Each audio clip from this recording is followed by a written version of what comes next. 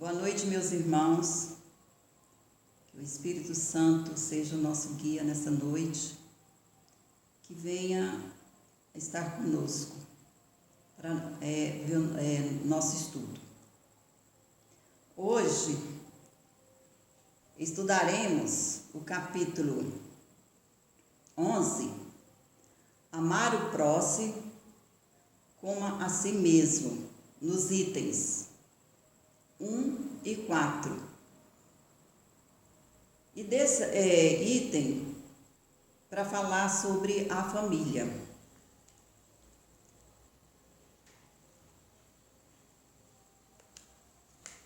Vamos ao nosso estudo. O nosso Evangelho, capítulo 11, Amar o próximo como a si mesmo, o Evangelho segundo o Espiritismo. O maior mandamento. Os fariseus, ouvindo que ele calara a boca dos saduceus, reuniram-se em assembleia, e um deles, que era o doutor da lei, veio fazer-lhe uma questão, para tentá-lo. Mestre, qual é o maior mandamento da lei? Jesus lhe respondeu: Amarás o Senhor teu Deus de todo o teu coração e de toda a tua alma e de todo o teu espírito. Este é o maior e o primeiro mandamento. E eis o segundo, que é semelhante ao primeiro: amarás o teu próximo como a ti mesmo. Toda a lei e os profetas estão contidos nesses dois mandamentos. Mateus capítulo 22, versículo 34 a 40.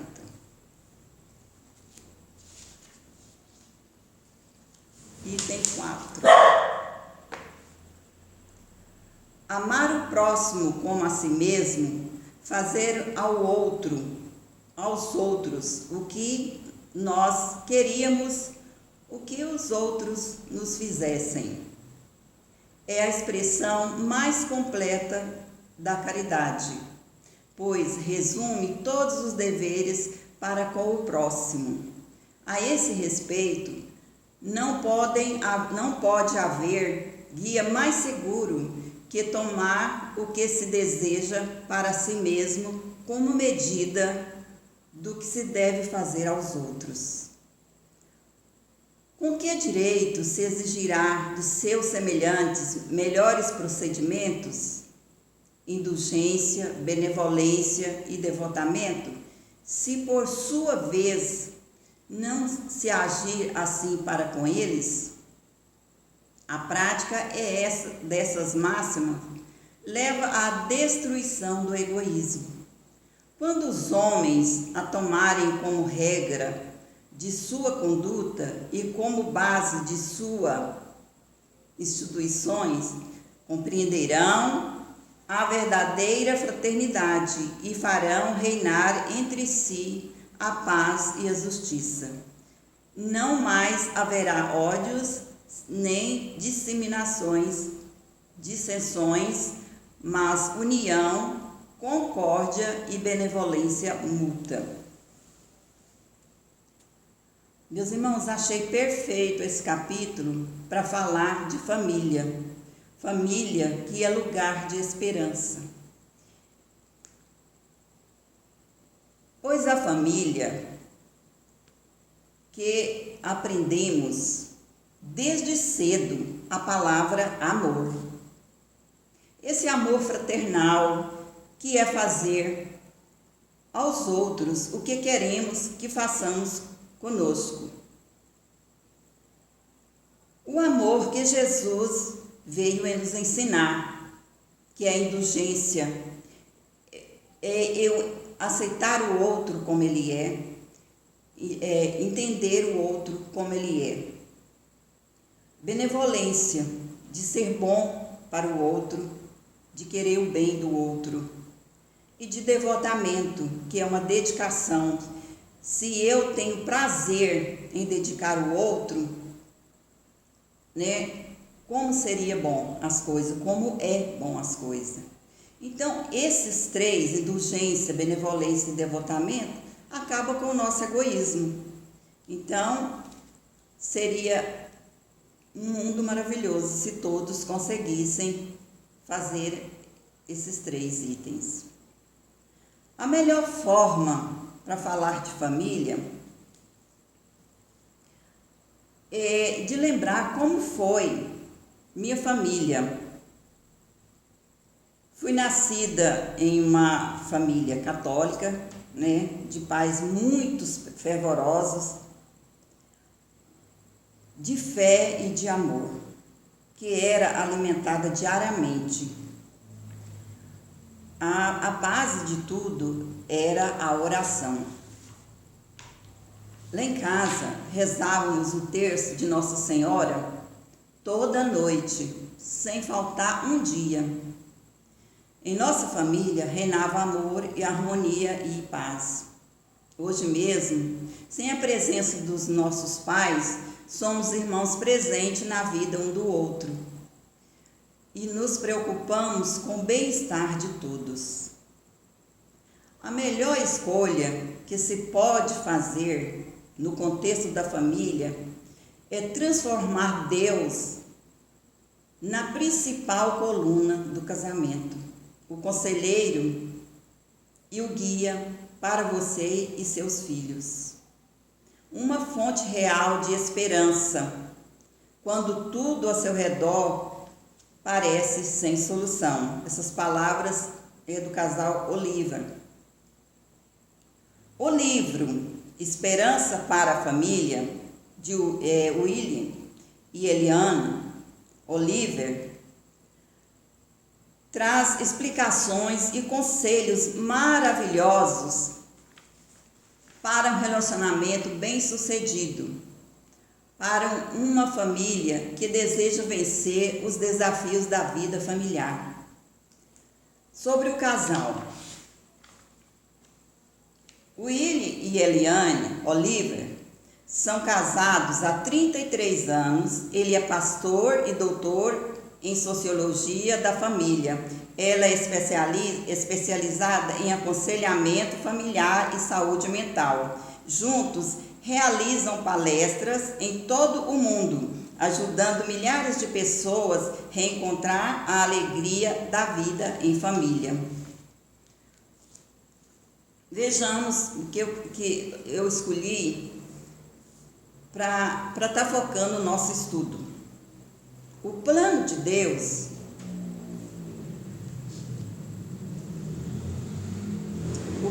Deus para o casamento se cumpre mais facilmente quando os casais usam um conceito chamado conta bancária emocional. Ela é semelhante a qualquer conta bancária. Só é possível sacar de uma conta quando ela tem fundos. Todos sabemos o que acontece quando fazemos mais saques do que depósitos. Acabamos no vermelho. Se com frequência gastamos além do saldo disponível em conta, em breve a dívida será impagável. Isso se aplica a seu relacionamento conjugal. Se a única coisa que você faz é tirar o que puder, sem contribuir primeiro para o bem-estar do seu cônjuge, não pode esperar conseguir algo positivo do seu casamento. Quando você é gentil com seu cônjuge, está fazendo depósito na conta bancária emocional dele. Quanto mais depósitos você fizer, mais rica seu relacionamento será.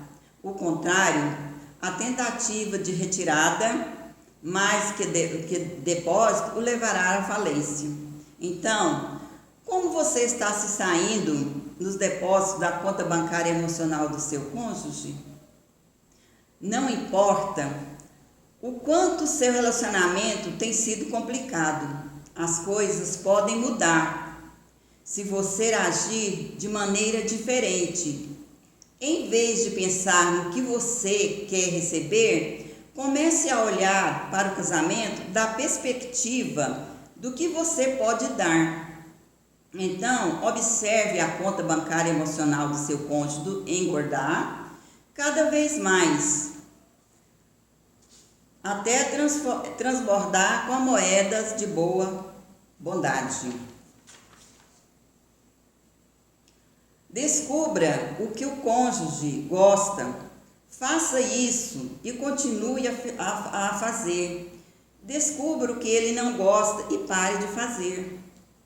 Antes de casar, o homem e a mulher costumam tomar cuidado para apresentar da melhor maneira, ser o melhor namorado ou a melhor namorada.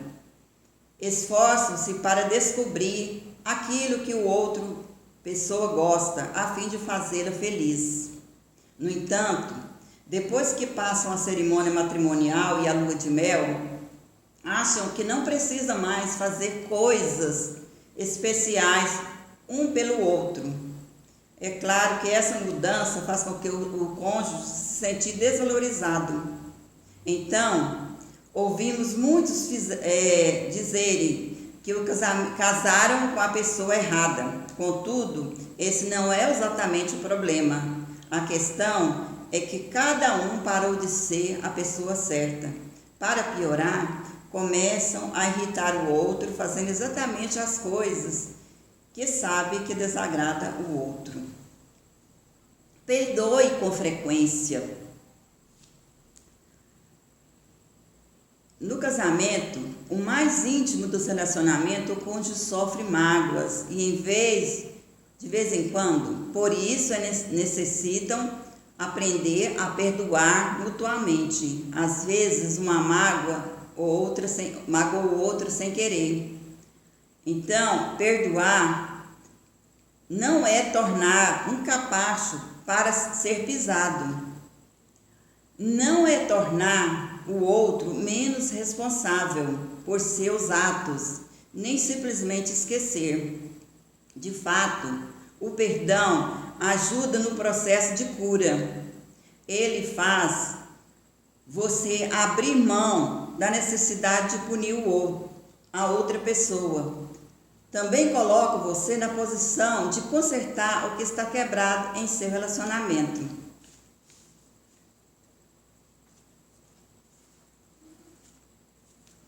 Então, meus irmãos, o que a gente também deve evitar no casamento, no relacionamento, é a discussão. Quando estão irados, zangados, sempre fala coisas desagradáveis para o outro e ouve também coisas desagradáveis. O ideal é que, ao perceber que vão partir para uma briga séria, um dos cônjuges se afasta até esfriar a cabeça e depois, com calma, conversarem e acertarem, sempre pontuando o que eu posso melhorar, o que eu fiz que o outro não gostou. Veja que é interessante uma comparação feita por Rubem Alves, que se encontra no livro de José Carlos de Luca, Socorro e Solução. A comparação é bem apropriada para refletirmos sobre o nosso relacionamento, como está o meu relacionamento. Depois de muito meditar sobre o assunto, concluí que os casamentos são de dois tipos. Há os casamentos tipo tênis e há casamentos tipo frescobol. Os casamentos de tipo tênis são uma fonte de raiva e ressentimento e terminam sempre mal. Os casamentos do tipo frescobol são uma fonte de alegria e têm uma boa chance de ter vida longa. Rubens Alves. A explicação feita por José Carlos de Luca. No tênis, o objetivo de cada jogador é derrotar o outro, jogando a bola de tal forma na quadra que o outro não tenha como devolvê-la. Os jogadores são considerados adversários. e cada um deve jogar a bola no ponto fraco do outro. Sempre haverá um vencedor e um perdedor, e um vencido. Diante disso, é possível imaginar como seria um casamento tipo tênis. Já no casamento frescobol, embora se pareça muito com o tênis, 2 jogadores, 2 raquetes e uma bola, o objetivo de cada jogador não é derrotar o outro, pois o que se deseja é aquele vai e vem da bola, que ela jamais caia no chão, que o outro sempre consiga devolvê-la. No frescobol não há adversários, e sim parceiros. Ninguém precisa ser derrotado. Cada um procurará devolver ao outro a bola mais perfeita, para que ela consiga rebatê-la e o jogo não tenha fim.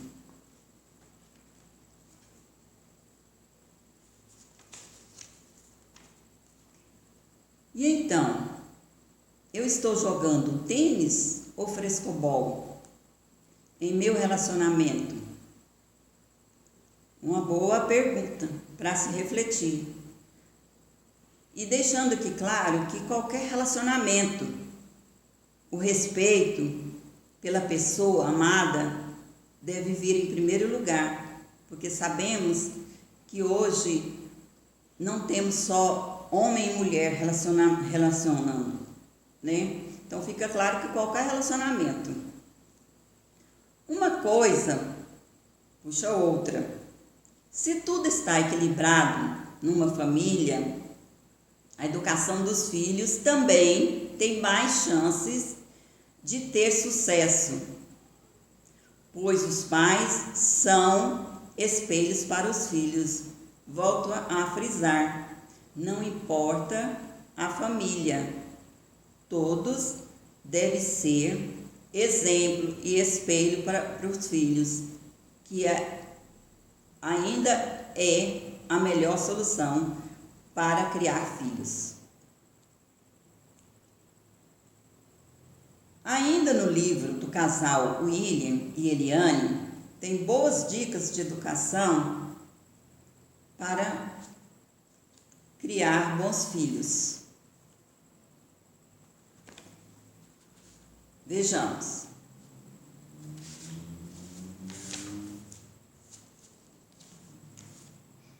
Criar filhos nunca foi tão desafiador quanto atualmente. Moldar o caráter de uma criança é ainda mais urgente à medida que ela está confrontando com os dias com valores opostos aos pais. Hoje os filhos são bombardeados por mensagens confusas da mídia, da internet e outros adultos e dos coleguinhas.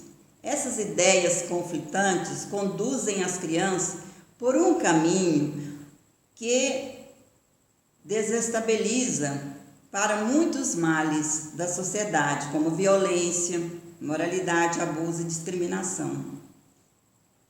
As estatísticas de homicídio entre adolescentes, bullying nas escolas, tiroteio dentro de instituições de ensino, suicídio e vício em droga e álcool refletem mudanças significativas na natureza da infância.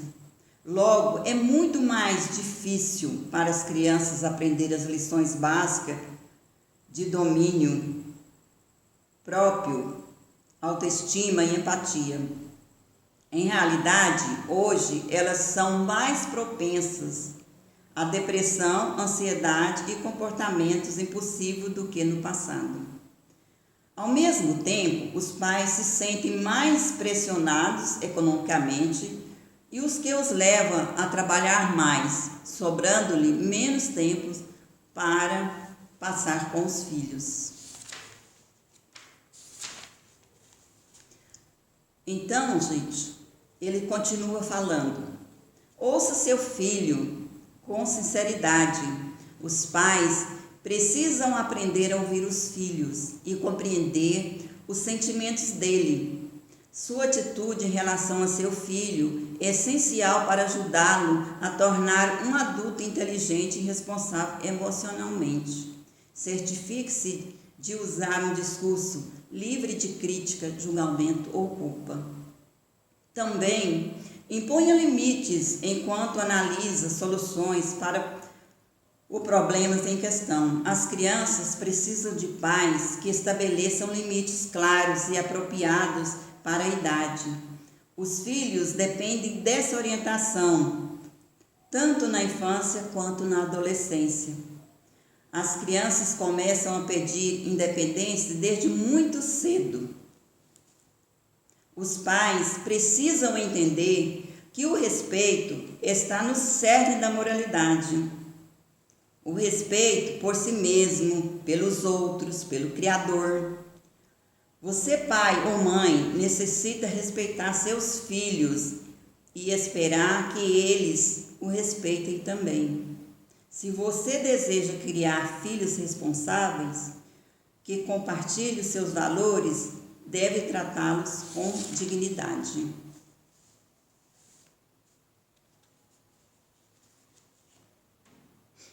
Desculpa, meus irmãos.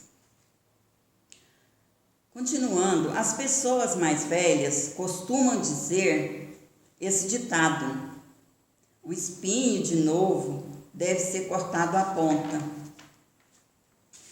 Depois que endurece, fica mais difícil de fazê-lo. Por que essa comparação, gente? Para dizer que devemos logo no período infantil começar a preparar o caráter dos filhos. Se engana quem pensa que os pequenos não entendem o que podem e o que não podem fazer. É nessa fase que começam os primeiros cuidados, pois ainda estão novos, né? O espinho está molinho, novinho. É a ocasião propícia para a construção das bases da vida, os bons princípios educativos. A adolescência é uma fase mais delicada, por isso, desde cedo, a preocupação para as fases futuras bem equilibrada. É na infância que se ensina o respeito. O amor vem com a maturidade. Se você ensina seu filho a respeitar, com certeza terão filhos que amam seus pais. Outra coisa muito importante para a orientação dos filhos é desde cedo levá-los para a educação cristã. Não importa o credo que o casal atua. Com certeza todos falam de um Pai Criador, que é nosso Deus Jesus. Rossando Klinger, numa de suas palestras sobre família, fala de uma pesquisa feita com jovens estudantes de medicina em 22 países. O que levaram os estudantes a desenvolver ou não desenvolver comportamentos ilícitos, como, por exemplo, o uso de drogas, maus hábitos de conduta, desenfreios sexuais. Depois de analisar vários itens, foram descartando várias coisas. Uma delas era que não era a raça, não era a cultura, não era ser homem ou mulher. Chegaram à idade de 6 anos, que todos desenvolveram um comportamento padrão na fase adulta. Todos os jovens frequentaram a religião dos seus pais quando criança. Todos os valores aprendidos quando criança repercutiram na fase adulta. O quanto é importante a evangelização em casa. Um conhecido meu me disse que, certa vez, que os filhos, quando pequenos, iam à igreja. E hoje, adultos, não tem mais esse costume. Perguntei para ele se algum dos filhos partiram para alguma conduta errada. Me disse que não. Então lhe disse que valeu a pena sim, pois os valores aprendidos quando criança os levaram a ser adultos decentes. E muitos pais acham que as crianças pequenas não estão prontas para frequentar a escola bíblica, os cultos em casa. É que eles não gostam de ir. E como levam os seus filhos cedo ainda para a escola, né? Dentista e médicos. Sabemos que a maioria não gostam de ir, mas levam porque é para o bem das crianças. E Deus fica em segundo plano? Para quando eles crescerem, talvez seja um pouco tarde. Lembro-me de quando criança, minha mãe me chamava para as orações noturnas e eu brincava sempre com os amigos e ela me chamava. Então eu já falava, nem de novo, quero brincar. Hoje sei o quanto foi válido todo aquele chamamento, pois aprendi e pude transmitir aos meus filhos. Se hoje eles não praticam nada ou não querem nada, são pessoas de bem, porque todos nós temos livre-arbítrio quando adulto, né? Então, meus amigos, para finalizar, eu escolhi o capítulo Honra teu pai e tua mãe, porque não podemos esquecer que os filhos também têm obrigações para com os pais.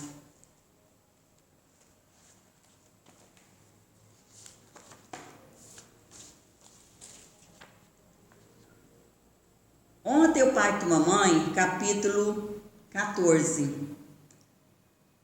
Honra teu pai e tua mãe, para que viveres muito tempo na terra do Senhor teu Deus, que Ele te dará. Está em Êxodo, capítulo 20, versículo 12. Os mandamentos, honra teu pai e tua mãe, é uma consequência da lei geral da caridade e do amor ao próximo, pois não se pode amar o próximo sem amar seu pai e sua mãe. Mas a palavra honra contém um dever a mais para com eles. É da piedade filial. Deus quis mostrar através disso que é preciso acrescentar ao amor o respeito, a atenção, a submissão e a concedência, que implica a obrigação de cumprir para com eles de uma maneira ainda mais rigorosa tudo o que a caridade determina em relação ao próximo. Esse dever estende-se naturalmente às pessoas que estão na posição de pai e de mãe e que, por isso, tanto mais merecimento tem, menos obrigatório é seu devotamento aos filhos. Deus sempre pune de maneira rigorosa toda violação desse mandamento.